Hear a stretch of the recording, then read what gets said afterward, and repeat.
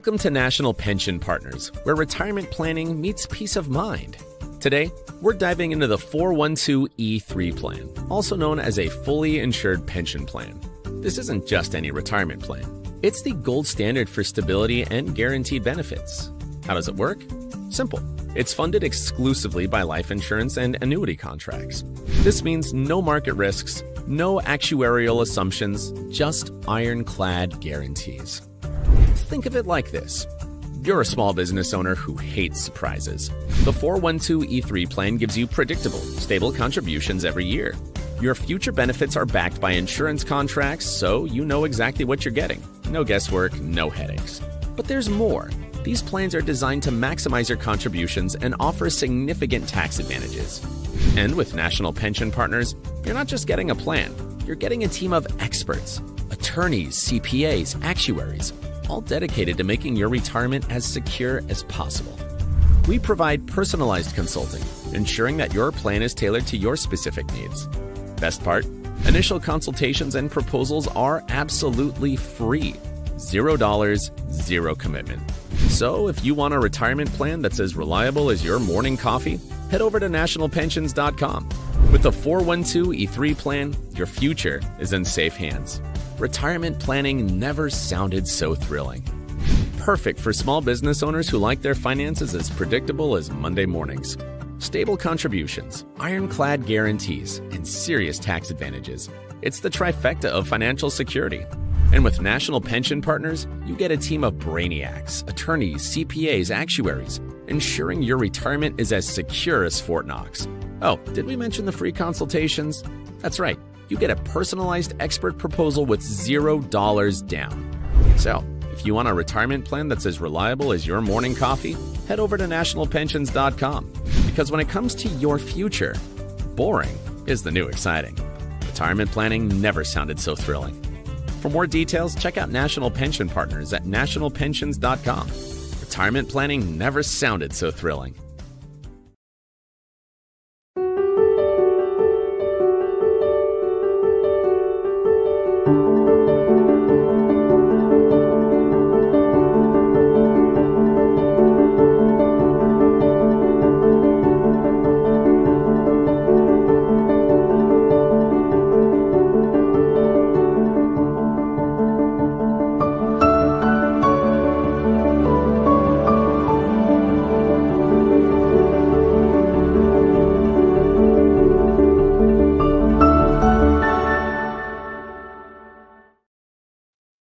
Hello, everybody. Welcome to Economics with the Honorable David M. Walker, the former Comptroller General of the United States.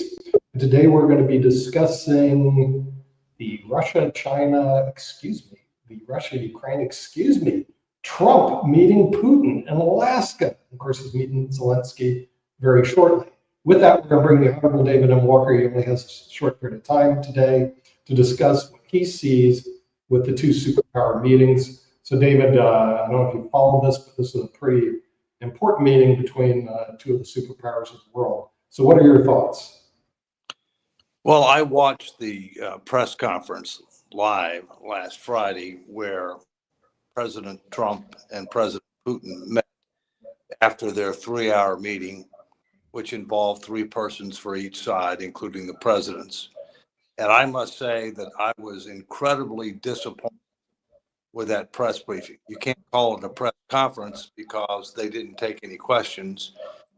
First, President Trump allowed President Putin to speak first when we were the host, which was, in my view, totally inappropriate. He didn't really say anything of consequence other than one thing Trump liked, which was confirmed that he would have invaded Ukraine had Trump been president of the United States back when 22, but beyond that, consequence. Then the president addressed, the press and the world, frankly, live, and he had nothing of consequence to say. There was no real discussion of what had been agreed to or what had not been agreed to. But today, we see the president is meeting with Volodymyr Zelensky, who's president of Ukraine. There are a number of other European leaders that are going to be part of the meeting. to be able to talk about what's the way forward to try to achieve a peace.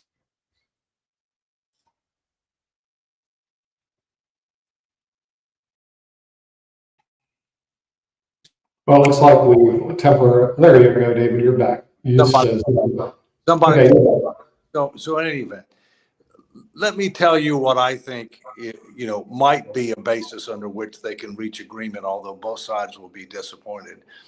One, I can't see Zelensky giving up land. I can see a truce. I can see where they say, look, we don't agree we don't agree to cede any of the land that you currently occupy, including Crimea, but we will just draw lines where troops are, maybe with modest adjustments, and say, okay, we're going to stop fighting, and this is where the lines are. We don't agree that we're giving up any land. You don't agree you're giving up any land, but we're agreeing that we're going to stop fighting, if you will. And then secondly, there's now on the table security guarantees, not through NATO, because Ukraine is, in my view, not going to be able to join NATO because it has to be unanimous, and there's not unanimous agreement among NATO nations to allow Ukraine to join, in part because they're at war. And the last thing you want to do is trigger Article 5, immediately when one of the nations is at war, although arguably you can make an argument to say that Article 5 only applies on a prospective basis. But in any event, so it looks like what they're talking about is to try to come up with a security agreement that would involve the United States and several other major NATO countries, but separate and distinct from NATO itself. In other words, it would be a side agreement between the United States and several other major European countries to guarantee the security of Ukraine if this conflict can come to an end. The real key there is it a treaty? Because there was already an agreement between the UK, the United States, and Russia when Ukraine gave up its nuclear weapons in the 90s, the so-called Budapest Agreement, which was not a treaty, was just an agreement that was only as good as the parties who signed it, who did not bind the respective nations. And you saw that it was not effective when Russia took over Crimea in 2014 and the United States did nothing and the UK did nothing. And Russia was a signatory to the agreement. So they did something, but it was directly contrary to what they had agreed to do as part of the Budapest Agreement. So it would need to take the form of a treaty, which would mean that the Senate would have to weigh in on it. I think depending upon how it's structured, it's very possible for the Senate to approve something like that in order to end this conflict. But the terms that Russia is seeking, which is actually for Ukraine to cede land, I think is absurd and not appropriate. And I've said all along that I thought it would end somewhat like the Korean conflict did. There was never a peace agreement. There was just an armistice. They agreed to stop fighting. They agreed that the lines were were drawn. Basically where the troops ended up quit fighting. They created a DMZ. There are troops on both sides to try to be able to keep the peace. Yet to be decided whether or not there would be actual peacekeeping forces that would be deployed to the United States, to Ukraine. Historically, the United States has not deployed peacekeeping forces in connection with other past conflicts, at least to the extent that they're done through the United Nations. And that's a question mark how this would be done if there are going to be any peacekeeping forces. So we'll see what happens today. But I think it's important that we recognize that, my biggest concern is that Putin cannot afford to lose. And as long as he's in power, he'll continue to fight unless an agreement can be reached. And if he ever feared that he was at risk of losing, My biggest concern that he would lose tactical nuclear weapons. And if he did that, that would turn the tide very quickly, but it would also open up Pandora's box. And I hope that we'll never see that day. Okay, we'll start bringing our panel. We'll start with Dr. Jonathan Lockwood, who's an expert in military affairs. We'll bring him in. He's also on the show with Ukraine, Russia, and China. What are your thoughts about this meeting, Dr. John? Well, first of all, let me say that Dave has given an excellent summation of the situation, and basically shows that we have two nations with politically irreconcilable objectives. Russia does not believe that Ukraine has a right to exist. Ukraine wants nothing to do with Russia and wants to insert its sovereignty and independence from Russia. And the interesting thing is that Dave is correct in that Putin cannot afford to continue the war. He cannot afford to lose the war, but he cannot really win the war. He is, in effect, caught in the equivalent of a Texas hailstorm. He cannot run away, he cannot hide, and he cannot make it stop. So he is caught in the chess equivalent that my colleague Sasha would say. He was caught in the chess equivalent of Zugzwang, forced move. He has no good moves. So he is in a dilemma of his own making. So right now, Ukraine is the one, I would contend, that has the only truly independent card that it can play. And Ukraine has demonstrated several times during this war that it is capable of carrying out tactical surprises and operational surprises on the Russian military, doing much more than they ever expected against the Russian military. In my opinion, the true center of gravity of this war is the Crimea. And the center of gravity within the Crimea is the Kerch Bridge, which the Ukrainians have managed to strike several times. And if they should succeed in destroying the Kerch Bridge and rendering it permanently inoperable, that will cut off both the logistical and reinforcement link between Russia and Crimea. It will isolate the Russian occupiers of Crimea, and that will create the necessary prerequisite for the Ukrainians to launch their own decisive counteroffensive to retake the Crimea and cut off and force the surrender of the Russian occupiers. Should that occur, that would be the one unmistakable military defeat that the Russians would not be able to explain away. They cannot say, we really meant to do that. And that would, in fact, lay the necessary prerequisite for what Dave Walker believes to be the most likely outcome, a ceasefire. They would have to have some decisive military action which demonstrates forcibly to Russia and the world that Russia cannot achieve through military conquest or even by diplomatic bullying what it cannot achieve on the battlefield. So that is where I see the true thing taking place, because the European allies and Ukraine have both shown that they are not willing to accede to Russia's demands for what in effect amounts to a diplomatic equivalent of unconditional surrender. They might as well just agree to cease to exist. And any agreement which rewards Russia in any visible way for having started the conflict only lays the groundwork for a future war. And that, in fact, is my position. That sounds interesting. We're going to bring in Sasha Starr, who's the host of the Ukraine-Russia show. No, that's not me calling you Sasha. You were here. Yeah. Well, what I'd like to emphasize is that a lot of people are watching the same things and coming to completely different conclusions. So every stage has to be somehow explained, and only then all people can come to some meaningful evaluation of this or that. So let's see a few simple things. How meeting started, how meeting ended. It started with the red carpet. The B-2 with some F-35s made their appearance. Quite pleasant for Trump and maybe not so pleasant for Putin. But although maybe Putin's curiosity was rewarded because he finally saw B-2, which just recently bombed his lovely country of Iran. So That's the start of the meeting. However, how meeting ended? It ended with the, Dave, you're absolutely right about this so-called press conference. It was neither press, it was neither conference.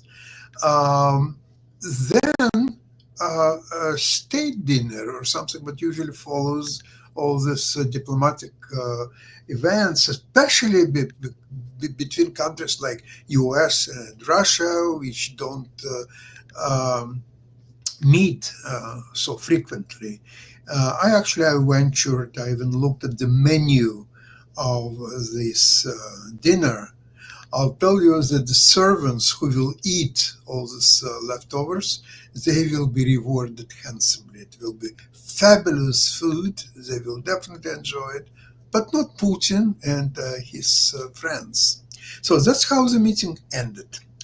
So now, when people are trying to evaluate who is the winner of this meeting, Trump or Putin, you can say that they're both winners, same as you can say that they're both losers. Now, in important measure of this meeting is one, that for 7 or 8.5 months, Trump, from the very beginning, he was saying that number one step is the 30 days ceasefire. And then during the 30 days, you arranged everything else. Interestingly enough, that both Zelensky and Trump were against it. Zelensky and Putin. Putin was accusing Zelensky that they will get so much new weapons from the West, so they will have time to reorganize and so on. Same thing Zelensky was saying, that in 30 days, Putin will get more recruits, he will do mobilization, he will do so many wonderful things. So it doesn't suit Zelensky. So Trump was doing his job on Zelensky, including this famous meeting in the White House. So finally, Zelensky agreed and signed that he is for the 30-day ceasefire. Therefore, not only Trump, but Zelensky was on his side. Then Europeans came along. So now everybody is together, 30-day ceasefire, and then we go to the next stage. Here comes Putin to Alaska. And he was able in this, hour and a half to convince Trump that this is the wrong way. It's the wrong way. Why do we do 30 days? And then what, another fighting? No, let's do everything now together. Okay, let's do ceasefire and do it all. No, we don't need ceasefire. Let's continue the fight. Let me murder even more Ukrainians. That's what I have to do. This is my priority number one when I get up. First thing I'm asking, how many more Ukrainians were killed last night? This is Putin in his element. Continue fighting, continue killing people, and then you can talk for the next 6 months, maybe 18 months about possible peace, how it will be accomplished, and so on and on and on. So therefore you can see, and Trump agrees to that. So after talking about 8.5 months about one way of doing this, convincing Zelensky and all European partners of the right way to do it, in 1.5 hours, Putin completely changed his mind. Why Putin was so successful of doing that? Because the only real reason Trump is doing all these meetings and running around is to get Nobel Peace Prize. That's all what's on his mind. Whether it will be 30-day ceasefire or 180-day ceasefire or no ceasefire at all or no end of the war, as long as the war will end one way or another, that's all he needs. If it's according to Zelensky and the Europeans and his own plan, it's fine. If it's according to the Putin's plan and all others have to change their plans, just fine, as long as it will get him closer to the Nobel Peace Prize. Well, maybe he'll get one. In the meantime, maybe he'll get one, but in the meantime, we're going to bring in Brian Crater, who's from the United States of America, is a member of NAFA in his debut here. Brian, you get to weigh on world politics now. So what are your thoughts about this summit? Well, thank you, Nick. I think obviously the summit, the world is watching, and I'm not going to pretend to be a geopolitical analyst by any means. I'm more of an economic guy. And if we don't mind, Dave, I do have a question for you while we have you. You did bring up peacekeeping forces not being on the Korean border, maybe an agreement being similar to that. Do you think Trump may have been sort of a genius in the way that he did the minerals deal, giving us a incentive to maybe put peacekeeping troops within Ukraine to keep a watchful eye over any agreement that might be struck at noon today? Well, I think the idea of the possibility of peacekeeping troops is something that will be considered. My personal view, it's highly unlikely that the United States will deploy peacekeeping troops. Historically, we haven't done that. To the extent that there are, with one exception, and that one exception was Bosnia-Herzegovina. We did do it in that particular circumstance. Historically, we've preferred to be able to provide funding to support peacekeeping troops, and that we've allowed other countries to be able to send their troops. It's kind of a win-win situation. We don't put our troops in harm's way. We provide the financial resources, which helps the countries that end up providing those troops. In many cases, they can end up being, not major countries. I do think that we would end up providing, other kinds of support with regard to, intelligence and other types of activities, if you will. But, I still can't see how there's going to be a formal concession of land. I can see how there could be an agreement that you're where you are, we're where we are, we're going to stop fighting. We want to make sure that there's a lasting ceasefire, and we also want to make sure that Russia doesn't try to take over more territory after this agreement is reached. And that's why you have to have some type of an enforceable, security guarantee. And that's why you'd probably want to have some type of troops on the ground, but hopefully not U.S. troops.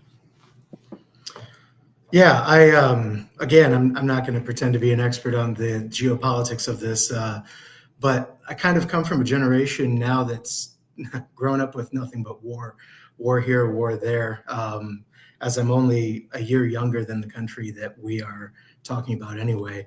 But I just find it almost impossible, in my opinion. I don't know the military aspect of this either. How we can force non-allied troops out of a region, the eastern part of Ukraine, southeastern part of Ukraine, Crimea. What would that process even look like? I mean, after a treaty is signed, how is that kind of an advantageous move or anything with Russia? How is that even possible, I guess? Fine. The bottom line is you can't. Okay. They've got to voluntarily do it. And if they don't agree to voluntarily do it, then it gets you to where what I'm suggesting is maybe there are modest adjustments to the lines, okay, that are agreed to by both parties. Maybe there's an agreement to say, look, we don't cede our land to you, but we want to quit fighting. And therefore you can stay where you are, but we're not ceding our land to you. And by the way, you're responsible for rebuilding the section that you destroyed, that you're in. But at the same point in time, we don't trust you. And therefore we want to make sure that we've got some meaningful security guarantees that you don't end up trying to restart the conflict and take over more land going forward. My view all along was that when this started, Russia wanted to accomplish several things. One, they wanted to occupy large parts of eastern Ukraine that are mineral rich, okay? And that there are a lot of Russian-speaking people in that part of Ukraine. They wanted to create a land bridge to Crimea, all right, which was another objective. And their other objective was they wanted to topple the current government and put in a friendly government similar to what exists in Belarus, where, Belarus is an independent country, but they've got the president of Belarus is very pro-Russia. I think that's what they wanted. They didn't want to take over the entire country because they wanted to have a buffer to NATO. So that way they would have gotten the land they wanted. They would have created the land bridge. They would have taken over the areas that are largely Russian speaking. They're in many cases rich with minerals and other types of natural resources. And they would get a friendly government in Kyiv. I think that's what their objective was. And so they're going to try to get as much of that as they can. We're going to go to Asia now and bring in Dr. Sharif from Bangladesh. It could be that they try to insist to say that new elections, new presidential elections. That doesn't mean that Zelensky couldn't run and he couldn't. But, I'm surprised we haven't heard anything about that. And I think if we do hear anything about that, that would probably be something that would be at the last minute. Yeah. Dr. Sharif, what's the situation over in Asia? Okay, thank you. This is actually very interesting discussions, and I'm sure my countries or my audience, they will be very interested to know more about this Trump, Putin, and the Ukraine issues. But World Talent Economic Forum, we already get some awarded from UNESCO for our contributions in innovation, research, and global citizen. One point I think everybody is missing, and I just want to add this point. Around the world, every big corporations try to eat small company. Every big country try to dominate small country. Every rich people try to dominate small people. The same thing we are observing in this discussion or this dialogue. I'm sorry to say that Trump and Putin, both of them, actually dominating Ukraine. We have to raise voice for Ukraine. We have to protect a small country. We never discuss, even in these dialogues, why Putin kills so much of Ukrainian people. Why they attack these things. How many people lose their life. How many people actually lose their house, economical things, and all of the things. What will be the future of the people of the Ukraine? Nobody is discussing. Nobody is care about the small country. So I propose the small country like Bangladesh, like Ukraine, like Nepal, like Rwanda, Burundi, whatever. We need to go for strong alignment, what we are trying to do through World Talent Economic Forum. Because the big people, they do not want to listen. The big country, they do not want to listen. The big, powerful giant, they do not think about the life. They do not think. Nobody is discussing, hey, Putin, why you kill so much of people in Ukraine? Their life is valuable. So that is important. Human lives is valuable. And Putin, in terms of my point of view, is a criminal. How USA invite in their land a criminal, a war criminal? How come you do that? You are most civilized people in the world. You are most educated people in the world. You are most powerful people in the world, and you can do whatever you want. And you can invite a criminal in your country. So we are doing the same wrong things. Yeah. So I do not know. What is the humanity? We need to focus on humanity, and I request all of the small country, make alignment, work together, because big people, they never think about the small people. Big country, they never think about the small country. That is the outcome of this last conference of Putin and Trump. And I believe USA people has a lot of good people. They should avoid this kind of war criminal. Thank you. Sharif, my is we should not have had a meeting on U.S. soil. Number two, we should not have given him a red carpet treatment, although his red carpet is a lot smaller. Thirdly, we should not allow him to speak. Okay, but we should have had the meeting in the United States. I think one of the problems is that he is viewed as a war criminal, and he has been indicted by the International Criminal Court. And one of the things that Putin is concerned about is meet and not get arrested. And I think that's one of the challenges you have. Now, in fairness, President Trump has talked over and over again about stopping the killing, not only with regard to the combatants, the people in the military, but also the civilians. I mean, he's talked about that over and over again. And you talk about why is Putin doing what he's doing? I think there are several reasons that he's doing what he's doing, and I think it's wrong. Okay, he's clearly in the wrong here. Okay, clearly in the wrong.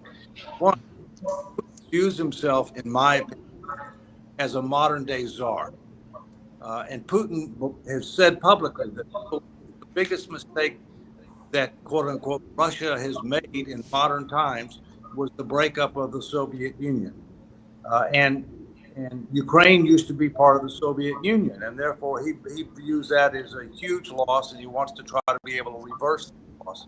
The third thing, which a lot of people don't know, is guess what city was the capital of the Russian Empire for hundreds of years?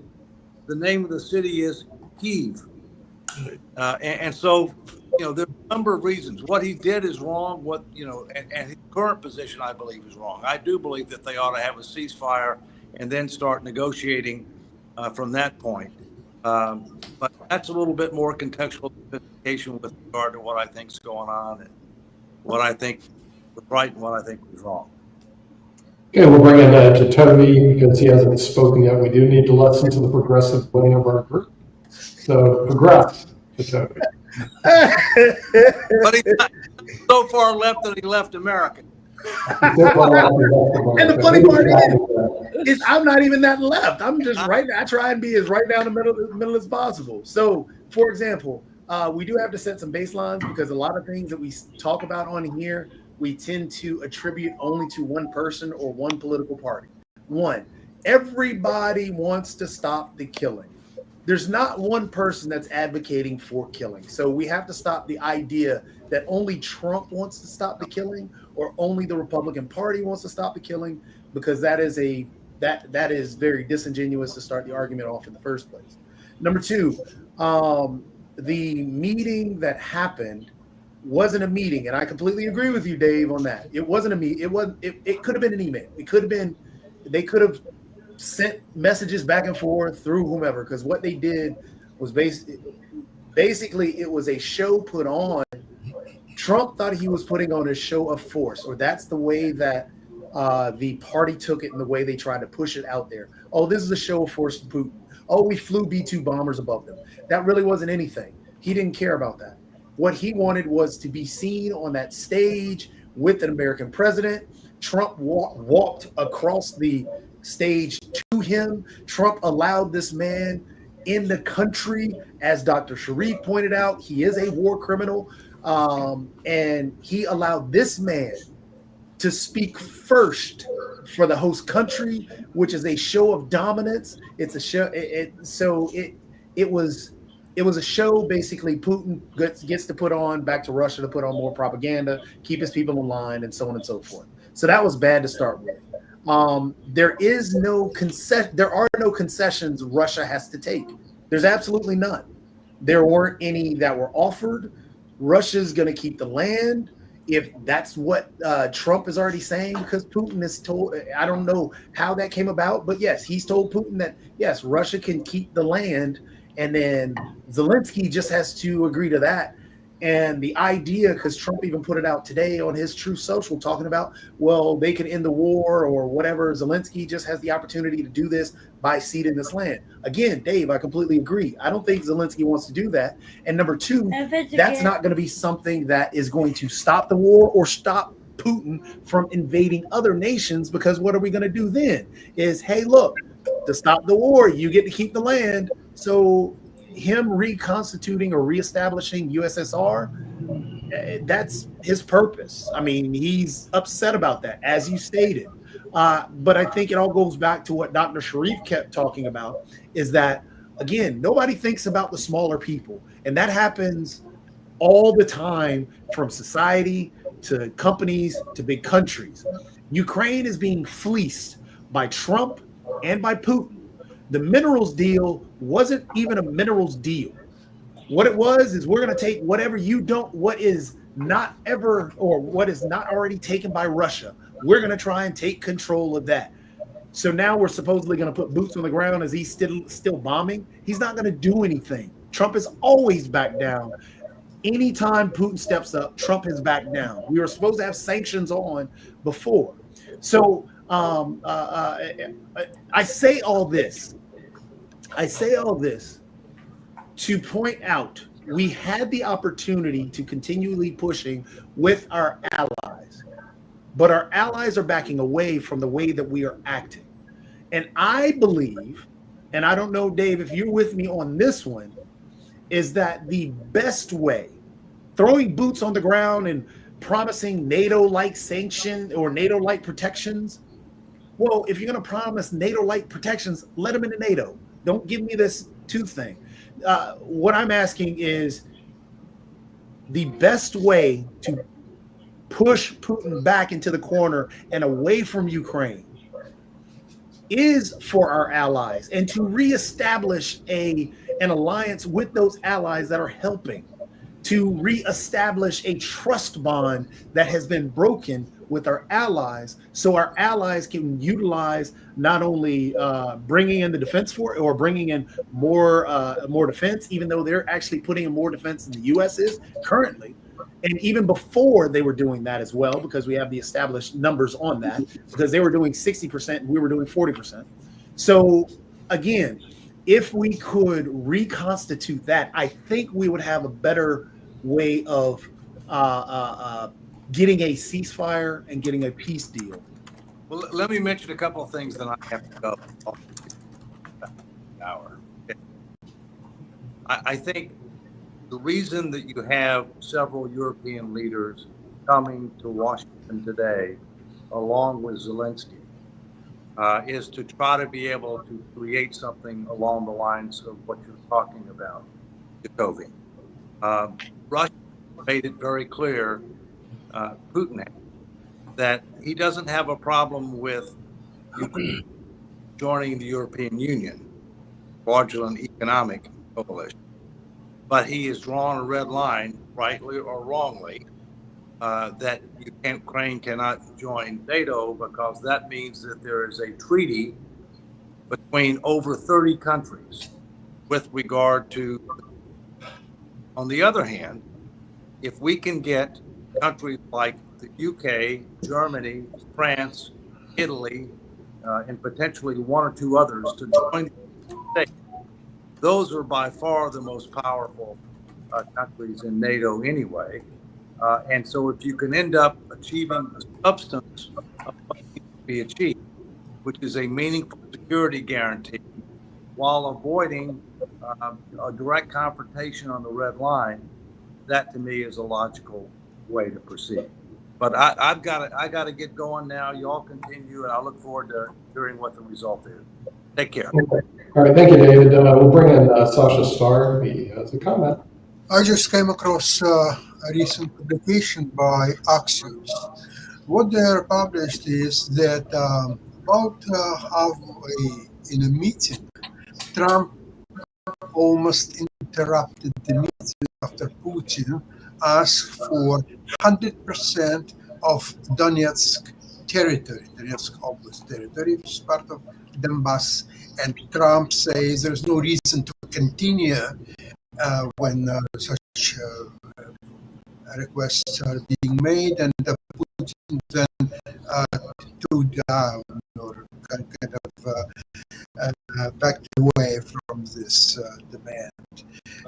It doesn't mean that he changed his mind, because ultimately he wants all Ukraine, and Dnipro and Kharkiv and Odessa, everything. That's what he needs. However, at this point, due to the situation on the front line, Putin is not doing that well at all. But Ukraine is, at any point, is ready to strike at Russians, and including on their territory. So Putin also has a limited time opportunity to play with all his demands and so on. The only thing is what I said before. The only thing is what Trump gives is a Nobel Peace Prize. You know what? If Nobel Peace Prize, the nominee among the nominants, Trump could conduct very different and much more effective foreign policy. Such, I still found it very ironic that so many people want the Nobel Peace Prize when Alfred Nobel is remembered as the inventor of dynamite, responsible for the killing of more people than arguably an invention in history. And we name him a Peace Prize after a man who invented dynamite. Amazing. Yes, it is. Yeah, that is pretty true. And it's very ironic. I do think Sasha points out a great point, though. And that's one thing we tend to forget in these peace talks a lot, because we go to the idea that, hey, we're focused on not killing. Is that really what Trump is focused on? Because he is desperate for that Nobel Peace Prize. He's calling different world leaders for that. So is it really about, yes, every topic of the killing so he can win a prize, or for the people's lives to be better?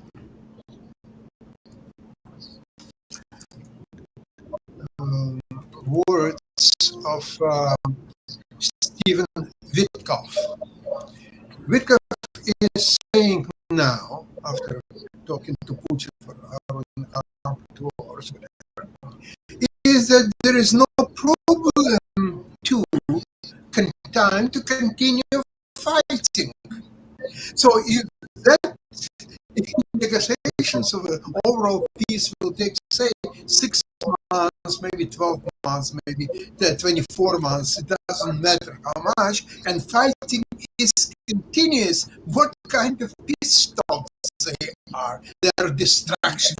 That starts to look like an example of Orwellian double speak or double think. Yeah. To speak two contradictory ideas at the same time. Is that the idea of Trump's administration put out the idea that they were going to do a trilateral meeting next. Well, then Putin already said that the next meeting might be in Moscow. We already know that, again, as you said, Sasha, as you just said, Doc, this is Orwellian. Yeah, it's very Orwellian and everything like that. But if I remember correctly, isn't Finland, which is one of the people that is coming with Zelensky, part of the Nobel Peace Prize? So that might be one of the things that he's going to whisper in his ear, meaning Trump, is give me the Nobel Peace Prize and all along time together and everything along those lines. So that is one of those possibilities and all along those lines. I did like what Dr. Sharif said and everything. And I remember, and I just wanted y'all's thoughts about this, and I was going to ask David, but anybody wants to jump on this, including you, Dr. Lockwood and Sasha. A lot of countries seem to be moving to the center and to a lot of division between what was under U.S. control or the West control and what was under Russian control, and all along those lines. And we just saw the recent election in Bolivia, which is to the south of us in South America. The socialists have lost, and it is going to be between a centrist candidate and a far-right candidate, and all along those lines. So with the loss of control from the socialists.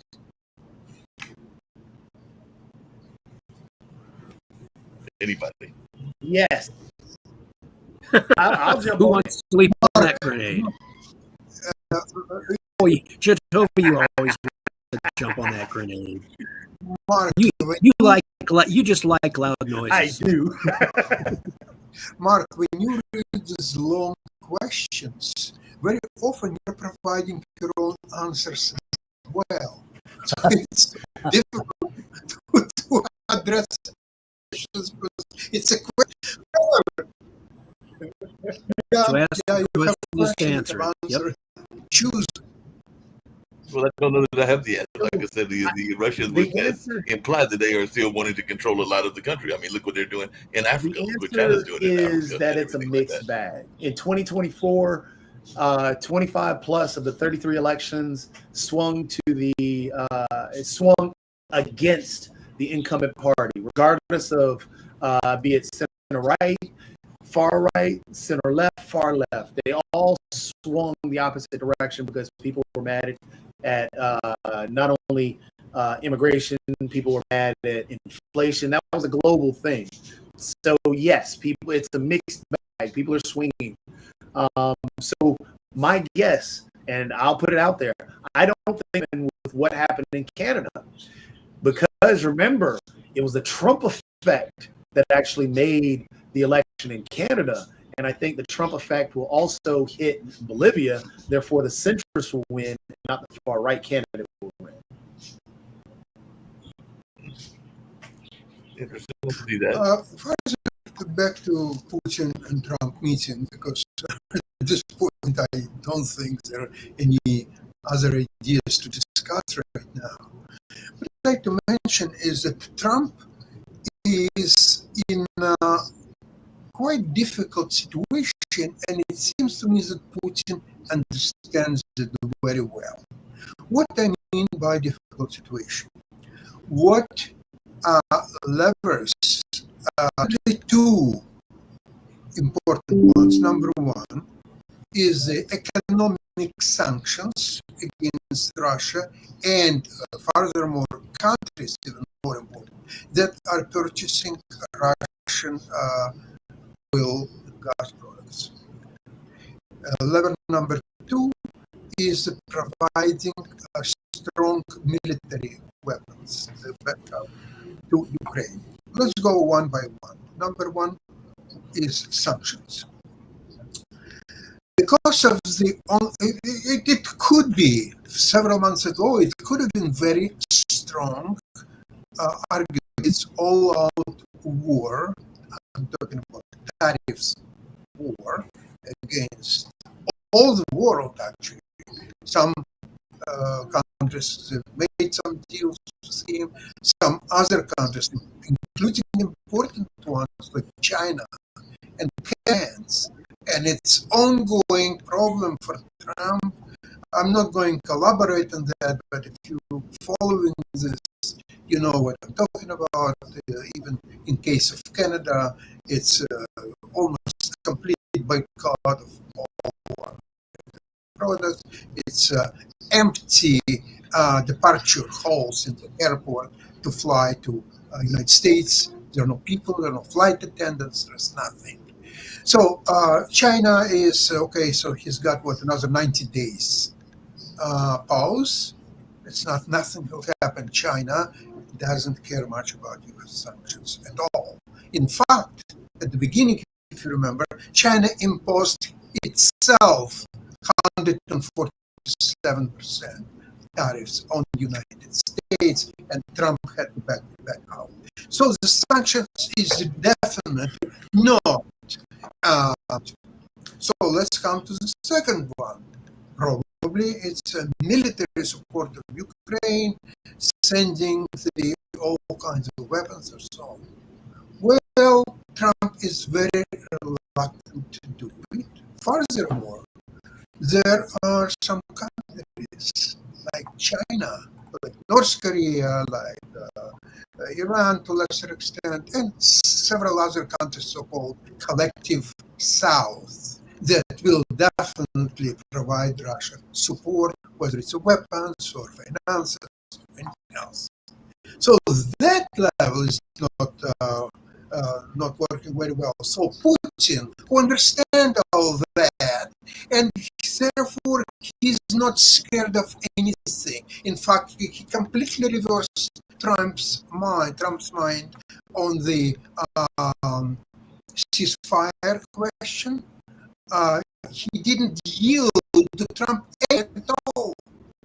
So Trump has to go all the way, number one, to invite Putin on the American soil, to give him red carpet treatment, to have talks with him and his people, and going out empty-handed, nothing, zero. That just tells me, while for several months there were a lot of Ukrainians being killed by Russians, and Trump was dancing around Putin this way and that way. Here is a Witkov, here is without Witkov, and so on.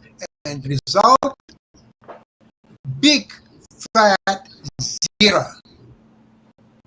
Hey, Sasha, Kim asked you a couple of questions that we never got to and everything. She heard that some of the countries are banning the U.S. dollar. She wanted to know whether that's true. And she also asked a question, which I know a lot of people have asked, which is, we lied about the guarantee of Ukraine's security. So why should the Ukrainians ever trust us ever again in terms of these negotiations? So those are two questions from one of the founders of the network that we never got to. So any things that either you or Jonathan want to address to those two questions? Okay, speaking about US dollar, you cannot use US dollar. Just recently, I was in Europe. I was in 4 countries. Never in any one of these 4 countries, Poland, Latvia, Czech Republic, and Spain, nowhere US dollar was accepted, not in stores or restaurants or anywhere. You have to exchange US dollar into the local currency, and then local currency you can make your payments and buy stuff. Same as Russian rubles and the same as any other currency. Now, the second question from Kim was why Ukraine would trust US. Who told you that? Ukraine doesn't trust US and will never trust US and will not rely. Frankly, has enough problems inside the country and outside just to get out of this business. Forget about your Nobel Peace Prize. Just get on with your business and try to keep your presidency afloat. Otherwise, you will not leave as a president even until fall. Just to play Rick's role and making sure we're on the up and up. Tanzania is the only one that actually bans the U.S. dollar, and that was just a recent thing. So everywhere there is no other location that outright bans it. Well, why didn't you talk about Russia? You can't use US dollar in Russia. In fact, it will be confiscated from you, and you might end up in local jail. Yeah, usually they just don't accept the US dollar. I mean, sometimes you have to just deal with their currency, whatever their currency is. They're not necessarily banned. With the only one that actually outright bans it is Tanzania. And I have no idea why Tanzania does that. Rick isn't here, so we don't have our status position to figure that out. So, Dr. Sharif, since you're still here, what are your solutions? How should the U.S. move forward given this conversation? You are asking for this Ukraine and this Russia war, or you have different background? What is the solution you are asking me? Yeah, I'm asking you. You represent half the population over there.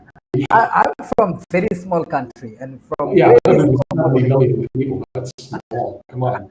You have more people than Russia. No, I'm for small people. I'm for small people. I believe that USA has a lot of good people like you, and they should welcome the small countries people like me and develop a strong alignment.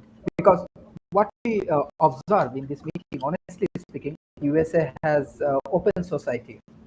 So what we see is completely actually ignoring Ukraine. Someone come, let's say example, I'm very much worried, let's say suddenly from this meeting, maybe Narendra Modi inspired, and he thought, okay, I will to Bangladesh, and then I will kill Bangladeshi people, and then Trump will invite me to solve this problem and get Nobel Prize. You can get a Nobel Prize. I like that. Hey, I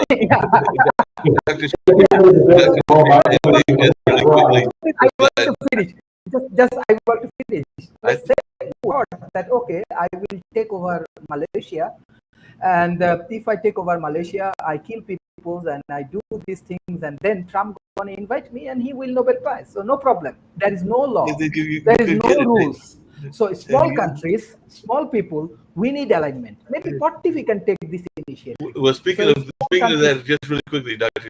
Since they was asked, and I did the role of break this time, Tanzania apparently banned the use of the U.S. dollar and other foreign currencies for domestic transactions to strengthen its national currency. So they actually said that was an oversimplification to say that it was banned, but it was their way to get people to go to the Tanzanian shilling as sole legal tender, so in order to reinforce the local currency usage and improve their monetary policy. So they're actually forcing people to use their own dollar. Okay, that's fair enough. So, Brian, what are your thoughts? How could this play out, or is this going to? Well, I know I've been rather quiet on the pod, but it's great to meet you all. I can only speak as the average 30-year-old American voter here. I'm looking at Trump's actions today as something that is very strong for the world, very, very good for the world. And again, as an American voter, I'm looking at his recent agreements with Azerbaijan. I'm looking at Thailand and Cambodia. We have momentum. I know a lot of people here may have varying views on that, but to the average American voter, they're not necessarily in detail that we've brought up today. I think we're getting hung up on who spoke first on the meeting.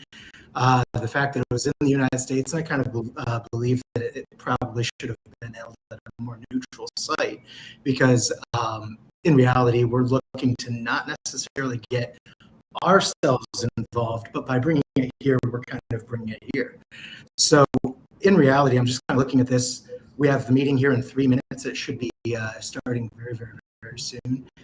But in terms of the average American voter, I'm looking at this as a very, very strong position that we're in, simply as a result of all the nations are coming here. Everyone's looking to the United States to broker this agreement. We have brokered agreements. Trump has a Trump way of doing things that nobody understands. I think we can all agree on that. So I'm very, very interested to see what the next hour has to bring for the world.